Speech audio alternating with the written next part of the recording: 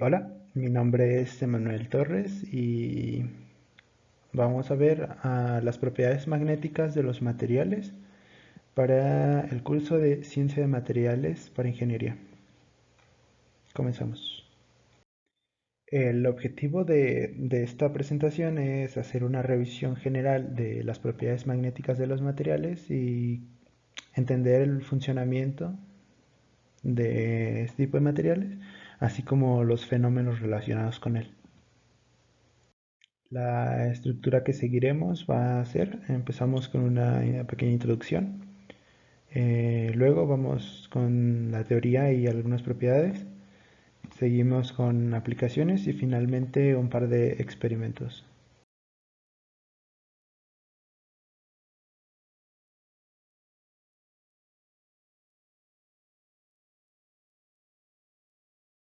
Bueno, todos alguna vez hemos visto algún imán, sabemos que los imanes atraen algunos objetos de metal, incluso a veces es divertido estar jugando con uno y ver cómo se comportan otros objetos que son de metal cuando entran en contacto con él. También sabemos que si tenemos dos imanes y los acercamos mucho, se van a atraer o se van a repeler. También es común ver en internet algunos experimentos con imanes en donde incluso parece que hay trucos de magia y se pueden ver imágenes bastante interesantes como la que tenemos aquí. Aún así, los imanes no solo son un elemento estético o un juguete, sino que tienen bastantes y importantes aplicaciones en la tecnología, como puede ser en una bocina o en un motor, en el que ambos hay un imán. En el caso de la bocina, en esta parte de aquí, esto es un imán, y en la parte del motor, esta parte de aquí y esta parte de acá son imanes. Y bueno, los usamos muy frecuentemente y son muy útiles no solo en esta, sino en muchas más otras aplicaciones que veremos más adelante. Bueno, aquí tenemos algunos datos interesantes sobre los imanes. La palabra imán tiene un origen griego y significa piedra de magnesia. Magnesia era una ciudad de la antigua Grecia en donde encontraron una piedra llamada magnetita que tenía propiedades magnéticas. Y a pesar de que el imán fue descubierto desde la antigua Grecia, no fue hasta el año 1200 donde se empezó a utilizar en brújulas para la navegación marítima. Llegado a este punto, creo que es importante hacernos una pregunta y es ¿por qué funcionan los imanes? ¿Por qué atrae otros metales? ¿De qué están hechos? ¿Cuál es la estructura interna que tienen los imanes? Y a partir de esto vamos a ir conociendo cómo realmente funciona un imán y los materiales magnéticos en general. Bien, pues vamos a comenzar con la parte de teoría y para entender por qué un material es magnético o no, tenemos que enfocarnos en analizar sus átomos, más específicamente los electrones, ya que es de ahí de donde vienen las propiedades magnéticas de los materiales. ¿Por qué? Bueno, la razón es debido a que las fuerzas magnéticas se producen cuando hay una carga eléctrica en movimiento. Y bueno, los electrones son cargas eléctricas y están en movimiento. Vamos a ver por qué. Bien, ¿por qué digo que los electrones están en movimiento? Bueno, los electrones tienen asociados un giro o spin y son momentos magnéticos, la cual está dividido en dos partes. La que es el momento orbital, que es cuando el electrón gira alrededor del átomo, es decir, si este es el núcleo, el electrón está girando aquí.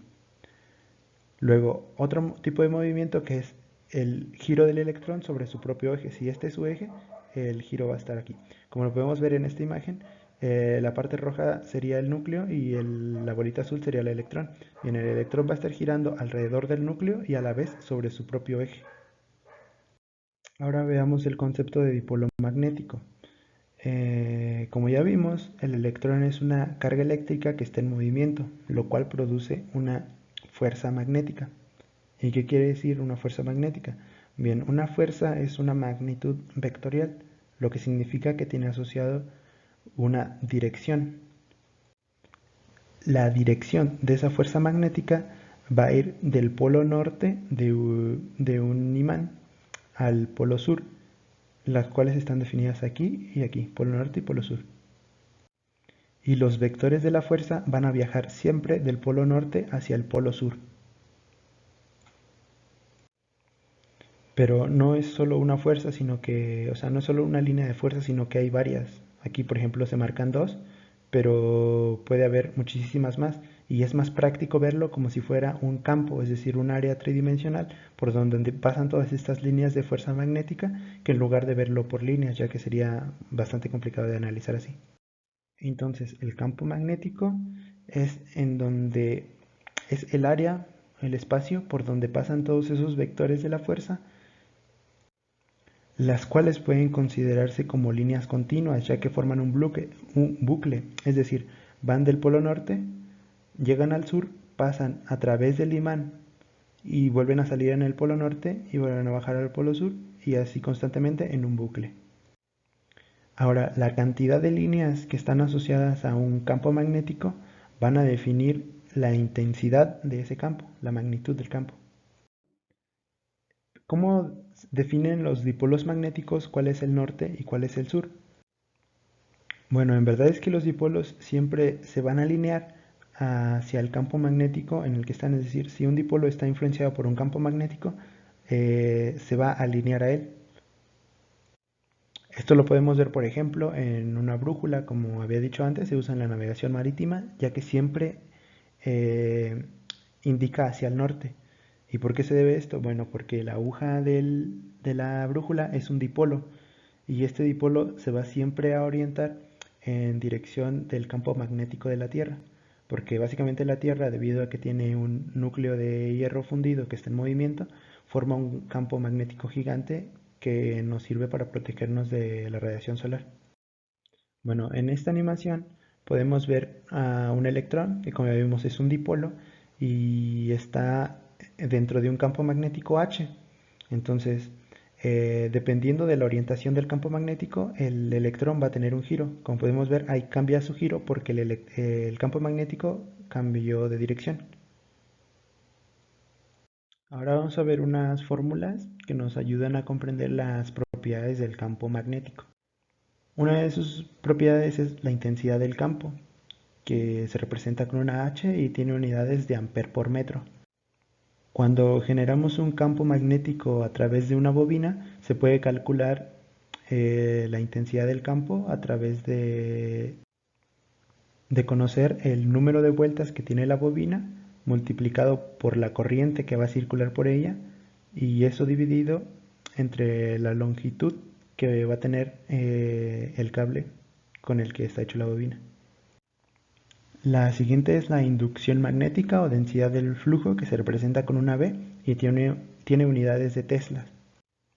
Y esta se obtiene a través de multiplicar la permeabilidad del material por la intensidad del campo.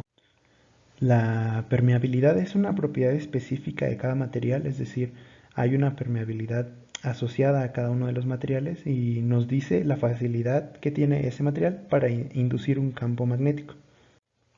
Por lo tanto, la podemos usar para describir las propiedades magnéticas de cierto material a través de la permeabilidad relativa, la cual tiene unidades de Weber por amper metro. Y se calcula dividiendo la permeabilidad del material que queremos calcular entre la permeabilidad del vacío, la cual es una constante universal que equivale a 4pi por 10 a la menos 7 Weber por amper metro. La susceptibilidad magnética es una propiedad asociada a la permeabilidad y la podemos calcular simplemente restándole 1 a la permeabilidad relativa. Y por último tenemos la magnitud de magnetización, la cual es directamente proporcional a la intensidad del campo y se calcula multiplicando la susceptibilidad magnética por la intensidad del campo. Volvamos para analizar las propiedades magnéticas en los átomos. Bien, los electrones pueden tener dos valores de su momento magnético, el cual está definido por el número cuántico ms, y estos dos valores están asociados a más un medio y menos un medio, que son los dos valores que puede tomar. Por eso se dice que el giro del electrón puede ser hacia arriba o hacia abajo. Ahora, el momento magnético que tiene un átomo va a estar totalmente definido por los electrones. Por ejemplo, aquí tenemos la configuración electrónica de un material que tiene en su último orbital es el 3p4, lo cual quiere decir que aquí pueden caber hasta 6 electrones, pero ocupa 3 hacia arriba y luego uno hacia abajo. ¿Esto qué quiere decir? Que los electrones que están orientados hacia arriba van a tener más un medio y el electrón que está hacia abajo va a tener menos un medio en su momento magnético. Esto significa que cuando hay dos electrones en una misma posición, sería más un medio menos un medio, van a ser en total cero. Y el momento magnético de todo el átomo va a depender de la cantidad de electrones que queden libres. Si aquí tuviera otra flechita hacia abajo y aquí también, pues entonces el momento magnético de estos dos también sería cero y la suma total en el átomo sería cero.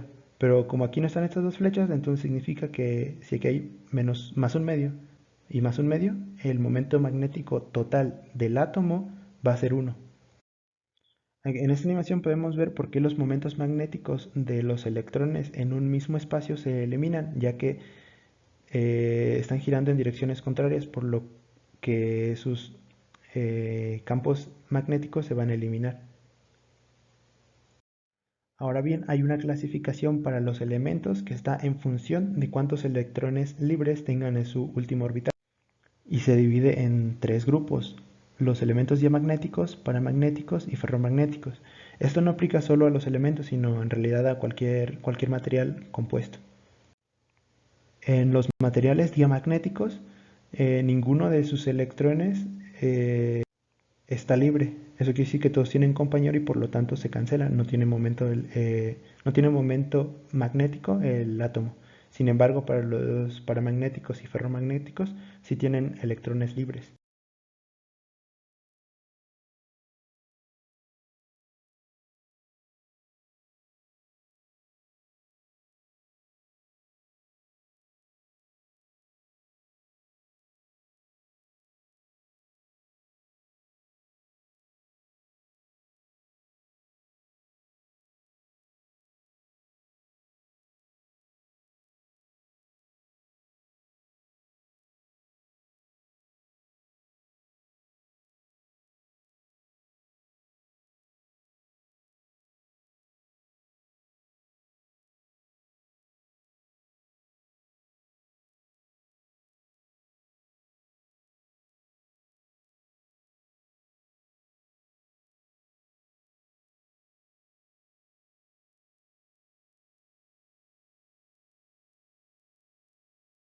Para materiales ferromagnéticos tienen una alta susceptibilidad al campo magnético, lo cual quiere decir que van a ser atraídos por el campo magnético no débilmente como en los paramagnéticos, sino más fuertemente. También cuando a un material ferromagnético lo separas, le quitas el campo magnético, este va a seguir magnetizado, es decir, se va a convertir en un imán. Algunos elementos que son ferromagnéticos son el hierro, el cobalto, el níquel y el gadolinio. Ahora, como sabemos, los átomos van a tener un momento magnético en función de su estructura electrónica. Por lo tanto, pueden ser considerados como dipolos. Ahora bien, una barra de metal no está hecho de una estructura cristalina de átomos, sino que se divide en regiones que se llaman dominios. Dentro de cada dominio, los dipolos van a estar orientados en una misma dirección, ya que se van a influir uno sobre otro y van a tomar una única dirección todos los dipolos. Todos estos dominios van a estar separados por unos límites o paredes, a partir de los cuales el dominio adyacente ya no va a tener la misma dirección que, que todos a su alrededor. Y es así como normalmente está constituido cualquier material ferromagnético que no esté imantado. Todos sus dominios van a estar desordenados. Ahora, si nosotros queremos que una barra de un material sea magnético, pues necesitamos alinear sus dominios y para eso lo podemos meter en un campo magnético, el cual, como ya vimos, los dipolos siempre se van a orientar en la misma dirección que el campo magnético, entonces Al meter ese material a un campo magnético, este se va a orientar sus dipolos en la misma dirección. Como podemos ver en esta imagen de arriba, aquí, los dominios de este material están todos desordenados y está desmagnetizado. Pero cuando nosotros magnetizamos o ponemos este trozo de metal en un campo magnético, sus dominios se van a alinear en dirección de ese campo, entonces dice que está magnetizado. Aún así, algunos dominios, como pueden ver este o este, no están alineados al campo. Por lo tanto, quiere decir que este aún no llega a su magnetización máxima. Cuando absolutamente todos los dominios de un material están alineados, se dice que tiene una magnetización de saturación porque ya no se puede magnetizar más. Ahora vamos a ver la influencia de la temperatura en los materiales magnéticos. Influye grandemente debido a que las altas temperaturas aumentan la energía de un material, lo cual provoca que tenga vibraciones atómicas y eso ocasiona que los momentos magnéticos se desalineen. El punto máximo al cual tú puedes calentar un material sin que pierda nada de sus propiedades magnéticas se le conoce como punto o temperatura de Curie. Cuando la temperatura pasa de este punto, lo que va a hacer es que el material va a perder completamente todas sus propiedades magnéticas. Pero esto también pasa a la inversa, es decir, mientras más frío sea un material, mejores propiedades magnéticas puede tener. De esta manera, la magnetización de saturación, la máxima magnetización que puede tener un material, va a estar a bajísimas temperaturas cercanas a los 0 grados Kelvin. Y la magnetización más débil va a estar en el punto en el que se acerque a la temperatura de Curie. Ahora vamos a ver el fenómeno de la histéresis, que es cuando cambiamos la polaridad de un imán en repetidas ocasiones. Vamos a partir del punto de aquí, el cual es un material que está desmagnetizado. El eje H va a ser una fuerza de magnetización y el eje B va a ser la densidad de flujo magnético. Bien, vamos a analizar primero la región rosita, esta que está aquí, que es partiendo de un material desmagnetizado, si aumentamos la fuerza de magnetización, va a empezar a ganar propiedades, a magnetizarse hasta el punto de saturación, cuando ya no se puede magnetizar más. Llegando a este punto, pues ya no tiene sentido aumentar la fuerza de magnetización. Sigamos con la línea azul, esta que va aquí, que es cuando nosotros vamos retirando esa fuerza de magnetización hasta un punto en el que la fuerza de magnetización ya vale cero. Como podemos ver, al quitar la fuerza de magnetización, el material no va a regresar al punto en el que está desmagnetizado, sino va a quedar con una magnetización a la cual se le llama inducción remanente. Si nosotros quisiéramos que el material llegue aquí, al punto C, es decir, que esté desmagnetizado otra vez, necesitamos aplicar una magnetización, una fuerza de magnetización, pero negativa. A esta fuerza necesaria para que el material se quede desmagnetizado se le llama fuerza coercitiva.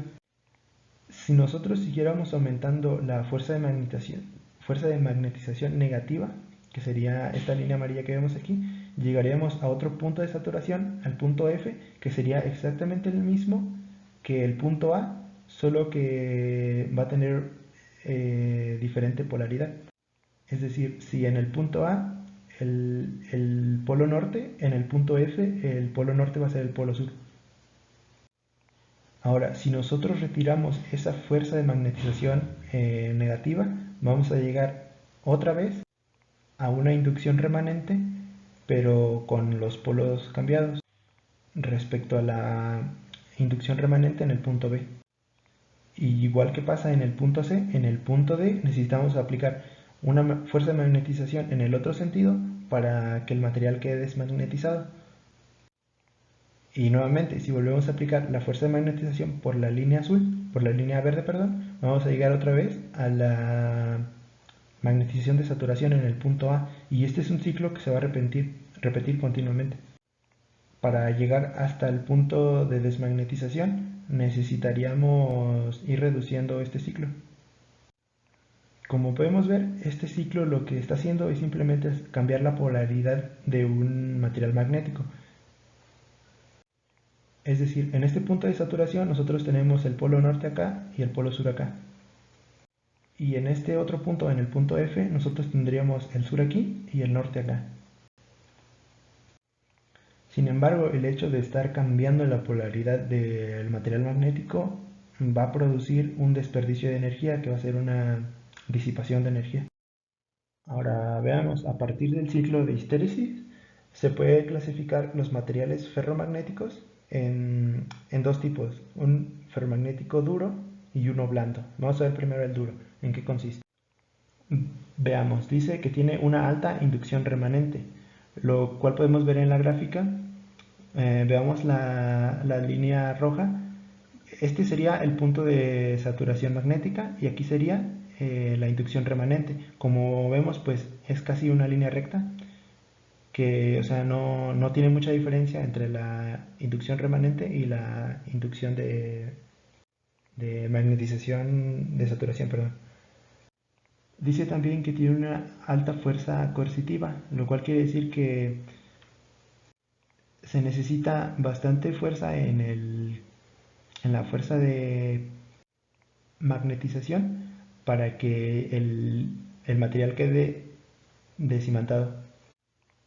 La cantidad de energía que va a desperdiciar un material cuando cambia de polaridad va a estar relacionado con el área que tiene en este ciclo, es decir, toda esta área va a ser proporcional a la cantidad de energía que disipa. Por lo tanto, los materiales magnéticos duros tienen una alta disipación energética. Sin embargo, el hecho de que tengan una inducción remanente bastante alta los hace muy buenos materiales para imanes permanentes. Y estos imanes permanentes se usan ya en aplicaciones tecnológicas en dispositivos de almacenamiento de información como discos duros. Ahora veamos los materiales magnéticos blandos, lo cual ya pues desde ver la gráfica podemos ver que son bastante diferentes a los duros, ya que tiene una inducción remanente baja, es decir, si aquí tenemos la magnetización de saturación, al quitarle la fuerza de magnetización, la inducción va a quedar acá, que es una diferencia bastante alta. Ahora dice también que su fuerza coercitiva es muy baja. Aquí, bueno, lo podemos representar incluso por un punto, lo cual quiere decir que para mantener el material desimantado se ocupa una fuerza de magnetización bastante baja. Y como vemos, el área en este ciclo pues es muy baja. Eso quiere decir que en aplicaciones tecnológicas esto va a desperdiciar muy poca energía, lo cual le permite que este tipo de materiales sean aptos para estar en contacto con una corriente eléctrica alterna que va a estar cambiando la polaridad del material constantemente. Es por eso que se usa en motores y en transformadores eléctricos, ya que pues estos están en contacto con corrientes alternas que están cambiando la polaridad del imán a bastante rápido. Entonces, ese tipo de materiales es perfecto para eso.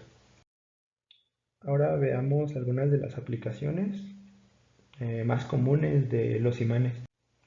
Como vimos en la diapositiva anterior, pues los motores eléctricos, transformadores y generadores eléctricos es una de las áreas en donde se usa imanes. Al principio de la exposición también vimos que se utilizan en dispositivos de audio y en sistemas de almacenamiento de información como pueden ser un casete o un disco duro. En el caso de los discos duros me pareció una aplicación bastante interesante, ya que lo que hace es que, bueno, todo el disco, este que vemos aquí, va a estar dividido en millones de secciones en las cuales esta aguja que podemos ver aquí va a polarizar esas áreas dependiendo de qué quiere guardar. Como sabemos, la información la información se guarda en ceros y unos en computadoras, por lo tanto es conveniente ya que el campo o la polaridad más bien de un imán es norte y sur. Entonces esa aguja lo que hace es cambiar la polaridad de ciertas regiones para almacenar la información. También tenemos dentro de las aplicaciones en medicina la resonancia magnética, la cual nos es útil para tomar estas imágenes del cerebro y ver si hay algún tipo de problemas o desórdenes.